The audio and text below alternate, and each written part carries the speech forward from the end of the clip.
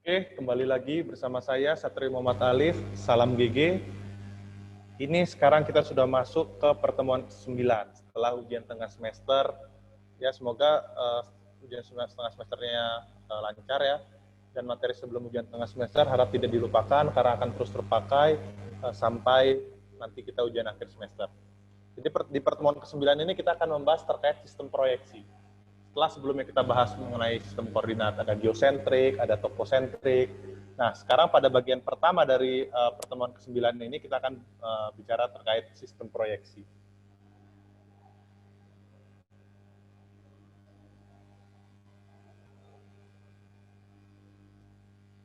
Ya, kalau kita bicara sistem proyeksi yang akan dibahas di perkuliahan kali ini ada konsep proyeksi, contoh sistem proyeksi, matematika proyeksi, dan aspek proyeksi. Mungkin ilmu terkait proyeksi ini di kuliah lain juga akan dibahas dan nanti akan terus diulang. Tapi yang membedakan proyeksi di geodesi geometrik ini bagaimana menghitung, bagaimana konsep perhitungan dari mengubah geodetik ya lintang bujur ke koordinat proyeksi atau sebaliknya, yang diawali dengan konsep proyeksi. Dan nanti di bagian kedua ada matematika proyeksi dan aspek proyeksi. Oke, jadi untuk kalau kita bicara konsep proyeksi, bumi sebenarnya itu berbentuk 3 dimensi. Seperti yang dilihat di sebelah kiri, ini adalah bumi lengkung berbentuk 3 dimensi. Lalu kalau yang namanya peta yang bisa ada peta cetak atau atlas ya, atau dalam laporan ada peta, itu berbentuk 2 dimensi, alias datar. Nah, konsepnya adalah bagaimana mengubah yang tadinya 3 dimensi ke dalam 2 dimensi. Perlu diingat bahwa peta datar berbeda dengan bumi datar. Ya. Jadi peta datar itu buminya tetap bumi lengkung, tapi diproyeksikan. Nah, kalau bisa dilihat di sini tadinya 3 dimensi, berubah menjadi 2 dimensi, alias berkurang 1 dimensi. Nah, karena berkurang dimensi tersebut, pasti akan ada yang berubah. Istilahnya di sini namanya distorsi, ada yang terdistorsi. Kalau misalnya di awal sudah dikatakan ada yang namanya sudut ya, atau bentuk, ada namanya jarak, ada namanya luas. Nah, salah satu dari sini yang bisa kita pertahankan alias tidak berubah hanyalah satu. Oke, kita lihat dulu selanjutnya. Oke, secara konsep, mengubah tadinya 3 dimensi itu lintang bujur tinggi menjadi northing atau easting, atau X atau Y. Jadi hanya 2 dimensi, X dan Y. Tadinya 3 dimensi, ada lintang, ada bujur, ada tinggi. Jadi konsepnya seperti itu. Yang penting jangan menganggap peta itu adalah bumi datar. Peta itu adalah proyeksi dari bumi sebenarnya yang berbentuk 3 dimensi. Nah, oke, selanjutnya di sini mungkin sama halnya dengan lintang bujur yang di pertemuan kedua, kalau tidak salah, mungkin kalian baru tahu secara definisi. Nah, selanjutnya terkait skala peta. Nah, di sini akan diperbaiki lagi apa itu sebenarnya definisi dari skala peta. Mungkin kalau yang kalian tahu, skala peta adalah perbandingan antara jarak di peta dengan jarak di bumi sesungguhnya. Nah, itu kurang tepat sebenarnya ya kalau secara definisi dari konsep proyeksi yang bisa dilihat di sini. Bahwa kalau kita bicara skala peta itu adalah perbandingan antara model bumi dengan bumi sesungguhnya. Jadi bukan peta. Ya, karena kalau kita bicara peta itu nanti ada proses namanya faktor skala. Jadi faktor skala adalah perbandingan antara peta dengan model bumi. Nah, skala peta adalah perbandingan antara model bumi dengan bumi sesungguhnya. Contoh model bumi yang sudah pernah kita bahas ya model bumi elipsoid.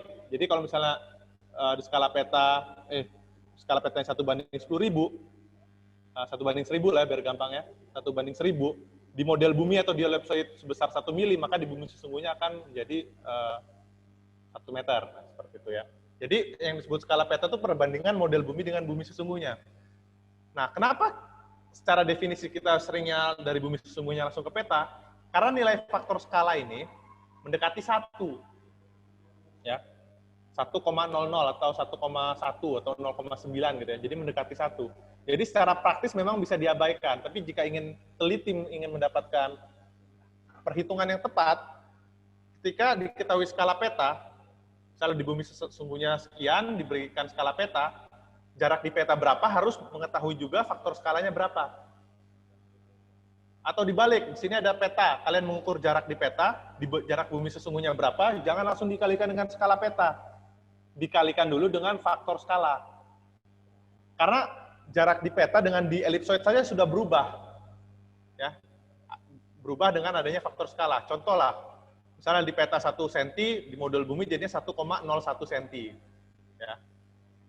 Bedanya memang sedikit, nah baru dikalikan dengan skala peta. Oke, seperti itu konsepnya dari konsep proyeksi. Jadi seperti ini yang tadi yang saya sampaikan bahwa dari 3 dimensi, jadi bayangkan saja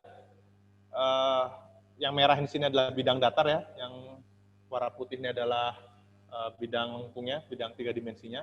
Bayangkan ada sumber cahaya dari pusat dari model bumi kita. Lalu sumber tersebut menyinari, jadi bumi ini anggap saja bumi kaca yang ada garis pantai dunia ya, peta dunia. Kita ingin memproyeksikan yang bagian di kutub selatan, lalu ada cahaya dari tengahnya, lalu menyinari, sehingga bayangan dari garis-garis pantai tersebut, dari peta dunia tersebut akan muncul di bidang datar di sini. Bisa dilihat bahwa titik yang paling tidak terdistorsi adalah titik yang berimpit dengan atau menyinggung dengan si bidang proyeksinya. Bidang proyeksi dengan si model bumi yang berimpit atau menyinggung pasti lebih tidak terdistorsi. Sedangkan yang jauh akan terdistorsi. Nah, distorsi seperti apa? Nanti kita lihat contohnya supaya lebih jelas. Ini ada yang model tabung. Lalu untuk jenis-jenis proyeksi itu bisa dibagi dibagi 3, bisa berdasarkan bidang, berdasarkan kedudukan bidang, dan berdasarkan orientasi.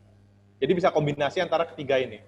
Jadi bisa kalau bidang ada bisa tabung, kerucut, atau bidang datar. Kalau kedudukan bidang bisa memotong, menyinggung. Orientasi bisa normal, miring, atau transversal. Di tabung kalian tahu bentuknya tabung, jadi bidang proyeksinya itu tabung dan kerucut. Kenapa tabung dan kerucut bisa menjadi bidang proyeksi? Karena tabung di sini adalah selimutnya, kerucut di sini adalah selimutnya. Di mana selimut tabung dan selimut kerucut itu bisa didatarkan. Sedangkan kalau misalnya kulit bola itu tidak akan bisa didatarkan, pasti ada kembung-kembungnya. Ya. Kalau selimut tabung dibuka saja tabungnya, kalau selimut yang sebelah sininya, selimut ya, terus dibentangkan itu akan menjadi bidang datar. Oke. Lalu normal itu berarti posisinya tegak ya, lalu ada miring, transversal itu posisinya tidur 90 derajat dari normal. Lalu kedudukan bidang ini bisa memotong atau menyinggung. Mungkin di matematika sudah dapat, kalau yang namanya menyinggung itu 1 titik, kalau memotong itu 2 titik. Nanti dampaknya seperti apa, nanti bisa dilihat di contoh dari sistem proyeksi. Nah, kalau jenis proyeksi berdasarkan sifat distorsi ada yang azimutal, ekivalen, ekidistan, dan konform. Ekivalen atau equal area. Ya. Dari namanya sudah jelas. Jadi yang ditulis di sebelah kanan di sini adalah yang tidak terdistorsi atau tidak berubah. Jadi kalau misalnya jenis proyeksinya ekidistans, jaraknya tidak terdistorsi, alias tidak berubah. Tidak berubah artinya apa? Jarak di peta dengan jarak di elipsoid tidak berubah. Jadi seperti itu maksudnya tidak berubah. Jadi kalau misalnya peta ekidistan, jarak di peta dan jarak di elipsoid tidak berubah, alias sama. Arah, luas, dan bentuk akan berubah. Sama halnya dengan konform. Ini peta yang sering kalian gunakan kalau kalian sering dengar UTM atau Mercator ya. Itu sifatnya konform, alias bentuknya yang tidak berubah, tidak terdistorsi. Jadi tadinya, kalau bentuk itu tadinya persegi panjang ya. Misalnya gedung kan bentuknya persegi panjang di bumi sesungguhnya atau di elipsoid ya. Ketika di peta bentuknya tetap persegi panjang. Tapi jarak, luas, dan arahnya berubah. Itu yang paling penting. Jadi kalau misalnya ingin contoh sederhana untuk menghitung luas tanah gitu ya. Kalau menghitung luas tanah jangan menggunakan peta yang sifatnya konform. Ya. Karena kalau menggunakan peta yang sifatnya konform, luasnya terdistorsi.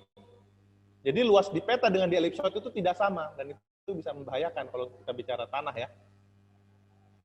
Oke, kita lanjut. Lalu dari proses secara whole ya, secara lebih keseluruhan lagi, bahwa elipsoid sendiri bukanlah bumi sesungguhnya, tapi adalah geoid ya, atau bumi sesungguhnya, dimodelkan dengan model elipsoid. Lalu sebelum ke peta ada yang namanya reduksi. Reduksi itu menjadi bola atau bidang isometrik. Kenapa harus ada reduksi? Karena dari elipsoid tidak bisa langsung menjadi peta. Ya, matematisnya akan sangat rumit, sehingga harus dibuat dulu menjadi bola. Dari bola baru jadi peta. Oke, ini contoh distorsi yang paling mudah dari sini kita sudah bisa lihat contohnya. Kalau kalian lihat di sini ada Antartika nih di bawah ya, di selatan sini ada benua Antartika. Kalau di bumi sesungguhnya atau di elipsoid atau di bola itu sangat kecil. Maksudnya tidak besar sekali ya, lihat ya. Tapi ketika sudah di peta, di sini bisa dilihat seakan Antartika tuh luasnya tuh sangat besar, sangat luas, ya. Padahal kalau aslinya ya dengan Australia, di sini Australia ya, mungkin luasnya tidak akan terlalu berbeda jauh antara Australia dan Antartika. Tapi kalau misalnya kita lihat di peta, Antartika menjadi luas sekali. Nah, itu maksudnya distorsi seperti itu. Jadi ada perubahan. Perubahan, kalau di sini contohnya luasnya berubah.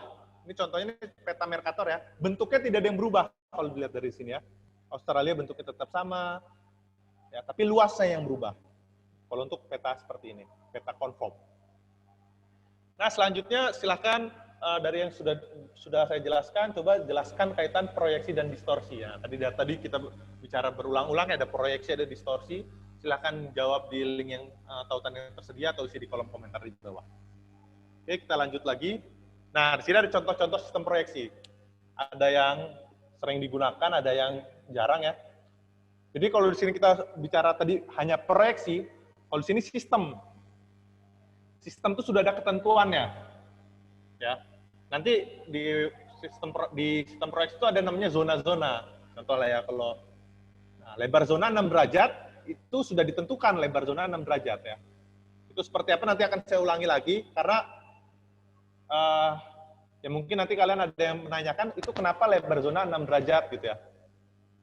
Ya karena sudah ditentukan seperti itu. Ya.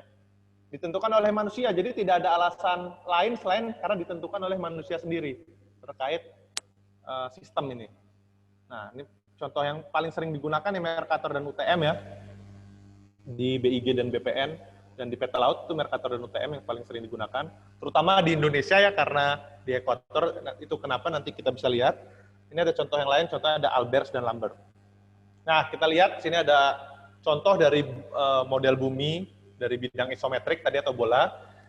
Kenapa tidak dari ellipsoid? Karena tidak bisa secara matematis akan sangat rumit sehingga harus direduksi dulu ke bola. Ya, ini jadi dari bola ke dari bola 3 dimensi menjadi peta datar ya, 2 dimensi. Mercator itu tipenya silinder, normal artinya tegak silindernya, menyinggung, lalu conform. Ini yang tadi contoh yang di awal tadi bahwa bentuknya tidak berubah, conform itu ya. Jadi yang tadinya bentuknya Australia seperti ini, tetap seperti ini. Tapi yang lainnya berubah, jarak berubah, luas berubah. Artinya apa? Jangan menghitung jarak menggunakan peta Mercator. Jangan menghitung luas dengan peta Mercator. Ya. Tapi bentuk bisa pakai peta Mercator. Oke, lanjut ya. Masih di slider ada transverse Mercator. Sama-sama silinder, sama-sama conform, sama-sama menyinggung, yang membedakan adalah transverse, miring. Ya. Tadi seperti ini. Oke, kita ulang lagi Mercator, nanti ada pembahasan lebih detail terkait Mercator. Kalau Mercator itu menyinggung di ekuator. Jadi semakin mendekati dengan titik singgungnya, maka distorsinya akan semakin kecil. Ya, ini ekuator, Indonesia terletak di ekuator. Dan Antartika sangat jauh, makanya Antartika distorsinya sangat besar. Ya, nanti akan dibahas lebih detail. Jadi intinya ketika bidang proyeksi dengan si bidang isometrik tadi atau bidang bola, bidang hasil reduksi, itu titik singgungnya semakin jauh, titiknya itu semakin jauh dari titik singgung, distorsinya akan semakin besar. Semakin dekat dengan titik singgung atau titik potong, itu distorsinya akan semakin kecil. Contohnya ini, titik singgungnya di ekuator distorsinya kecil. Tapi semakin ke selatan, luasnya semakin nggak karu-karuan, jaraknya semakin tidak karu-karuan. Bentuknya tetap, tidak akan berubah bentuknya karena sifatnya conform di sini. Nah, kalau di sini membedakan, karena transverse, ya,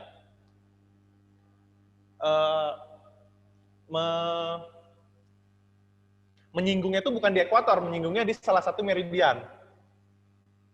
Ya. Jadi ini contoh untuk yang Indonesia menyinggungnya di meridian 100 nih contohnya ini ya. Jadi titik-titik yang terletak mendekati meridian 100 distorsinya tidak akan besar. Tapi tetap terdistorsi. Ya. Hanya bentuknya saja yang tidak akan terdistorsi, mau dimanapun lokasinya, bentuknya tidak akan terdistorsi. Kalau jarak dan luas itu pasti terdistorsi. Tapi semakin mendekati titik singgungnya atau garis singgung, itu distorsinya semakin kecil. Ya.